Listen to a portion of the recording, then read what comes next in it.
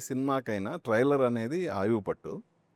So, ఏ mind సెట్‌తో రావాలి ఆడియన్ అనేది మీరు జనరల్‌గా మీరు చెప్పాలా ట్రైలర్‌లో. కానీ ఈ ట్రైలర్‌లో అసలు వాళ్ళు ఎలా ప్రిపేర్ అయ్యి రావాలనేది అంటే అందరూ ఆల్ టైప్ ఆఫ్ ఆడియన్స్ రావాలన్న తాపత్రయం కనిపించింది. ఏంటి?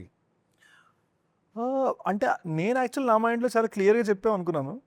విచ్ ఈజ్ ఒక లవ్ స్టోరీ ఉంది.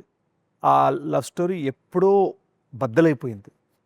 అండ్ దాని వలన వచ్చే రీపర్కషన్స్ ఒక వీళ్ళలో కోపం, ఫ్యూరీ,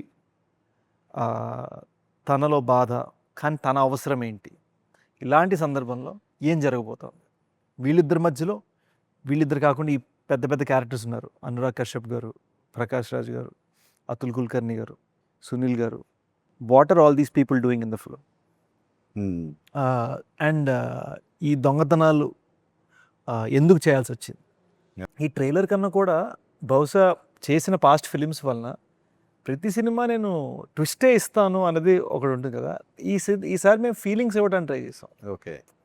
ఫీలింగ్స్లో చిన్న సర్ప్రైజెస్, బ్యూటిఫుల్ సర్ప్రైజెస్ ఉన్నాయి. కానీ ఒక మైండ్ తోటి గేమ్ ఆడటం వేరు, మనసుతోటి చెప్పే మాట వేరు.